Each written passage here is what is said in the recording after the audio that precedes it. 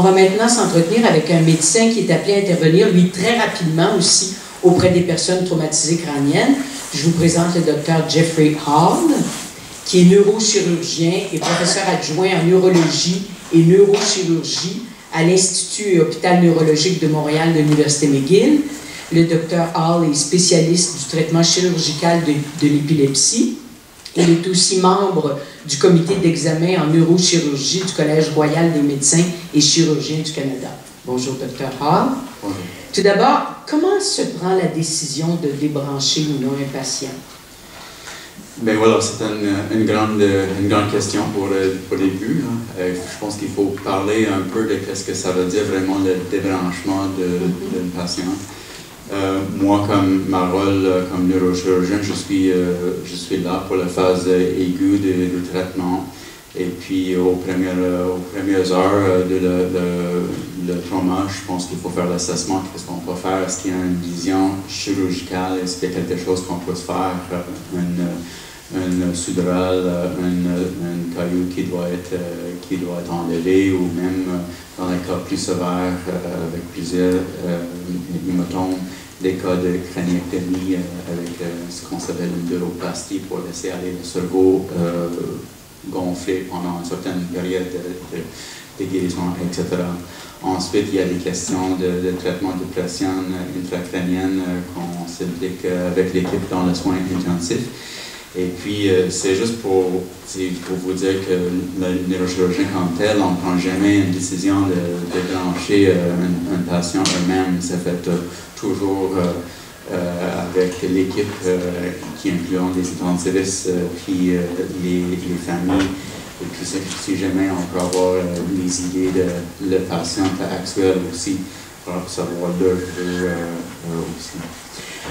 Alors moi, quand je pense l'idée de débrancher une patiente, je pense que vous pouvez avoir l'idée que c'est un acte qu'on fait, quelque chose de très actif pour enlever la vie d'une personne, quelque chose qui est actif avec le but de terminer un vie. Et moi, je ne vois pas un débranchement comme ça du tout.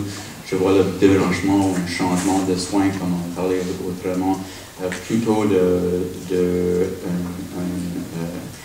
acte à faire quand on comprend que les soins qu'on offre sont inutiles ou ça va, le but de ce traitement va être dans une position que la patient elle-même ne va pas accepter. Oui, c'est ça. J'utilisais l'expression débrancher, qui est l'expression populaire qu'on prend, mais c'est sûr que c'est brutal. Oui, je pense qu'on devrait trouver d'autres moyens à parler de ces choses-là. Mais c'est ça, on a parlé aussi des patients qui viennent avec un trauma. C'est vrai que la plupart sont des jeunes avec pas d'autres problèmes, pas d'autres maladies, mais il y a également aussi un autre côté des personnes qui sont vieux, qui sont tombés, etc., qui ont eu des traumas sévères, qui ont beaucoup des autres comorbidités, ils ont d'autres problèmes avec d'autres systèmes d'organes, etc. Et puis d'être trop agressif dans certaines circonstances, ça ne fait pas de non plus. Mais ça, c'est toujours une conversation à avoir avec les familles, les proches. Et puis si jamais il y a un mandat ou quelque chose puis c'est bon aussi. Est-ce que ça vous est arrivé déjà de voir qu'on arrête les traitements alors que vous pensiez que ça pouvait se poursuivre et qu'on pourrait sauver cette personne? Et moi, je suis d'accord avec Dr. Jean, je pense depuis son étude, et puis en général, depuis les dernières années, on est plus agressif, surtout avec les jeunes aux soins qui ont eu les blessures graves. Et puis mon rôle comme neurochirurgien, je pense que c'est aussi d'être assez agressif si on pense qu'on peut avoir un état fonctionnel ou puis si on peut aider le patient. Alors, la question c'est que si moi j'ai voulu continuer, puis ils n'ont pas. Oui. Ce n'est pas arrivé à moi que les familles ont dit que non, il faut arrêter à ce moment-là. Je pense qu'on est capable d'arriver à un consensus avant de prendre cette décision-là. ce n'est pas arrivé à moi jusqu'à date que j'étais le seul à dire non, continue. Je pense qu'on parle entre les médecins, l'équipe médicale, puis la famille pour essayer d'éviter ça, d'avoir un consensus.